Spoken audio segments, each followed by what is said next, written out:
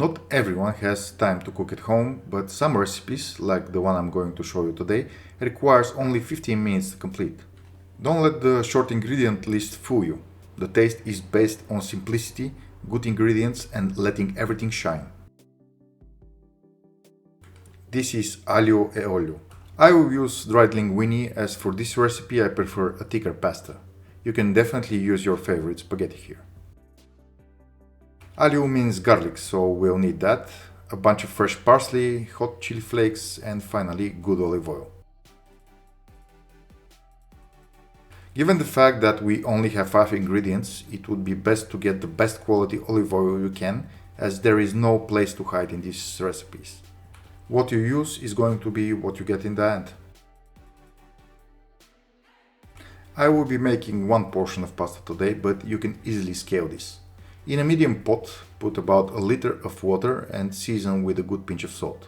Don't go overboard with the salt. We need to season the pasta during cooking, but for this method we'll try to keep the water level to a minimum. This way we will not dilute the starch concentration in the cooking water. While the water is heating up, we need to prepare our other ingredients. For a single portion we need 3-4 medium-sized garlic cloves. Peel them carefully with a knife, but don't crush them.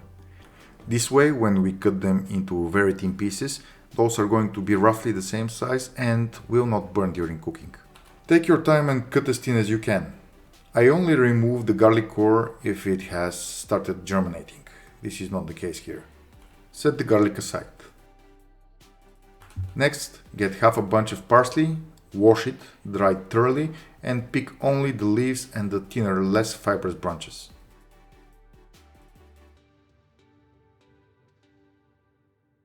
Bunch the leaves together, roll them in a cigar shape and cut them in fairly small pieces.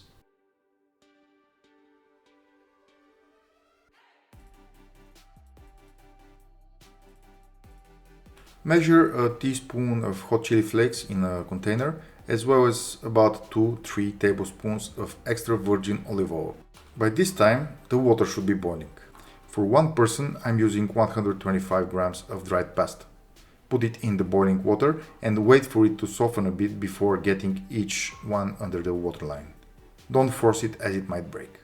I'm not using an abundant amount of water, as I want the starch to be as concentrated as possible, as the pasta water is essential part of the sauce. This, however, means that you need to stir the pasta every now and again to stop it from clumping and sticking to each other.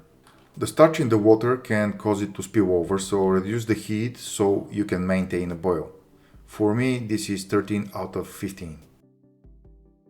The package instructions indicate to cook the pasta for 10 minutes to be al dente, meaning that the pasta will be cooked but also retain some of its chew. Now, the easiest way to know when to start checking is to observe the bend. Initially the pasta is stiff and when lifted it is bending minimally. Few minutes later the loop the pasta creates becomes smaller.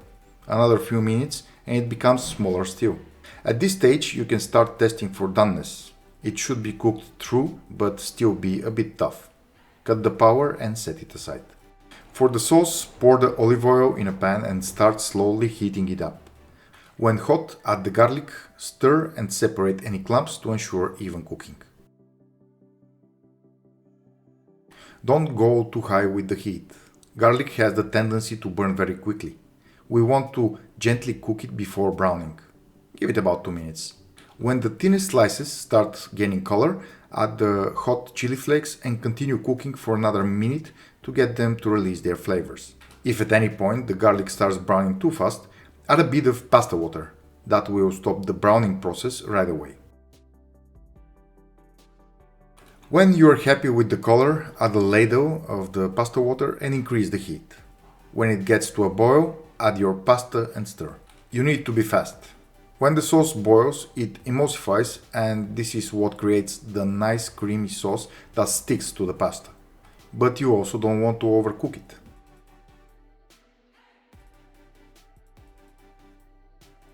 When the sauce looks emulsified, kill the heat, add your chopped parsley and you are done.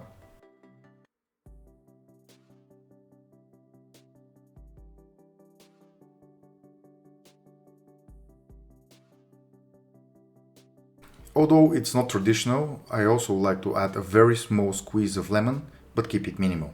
If you go crazy with the lemon, this is all you're going to taste, and you will lose the taste of everything else.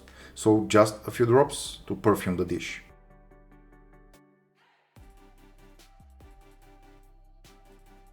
To plate, use tongs to transfer the pasta in your bowl and pour the sauce on top.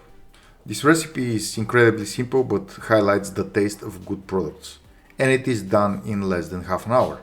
Think of this next time you're too tired or busy to cook and just want a nice bowl of food.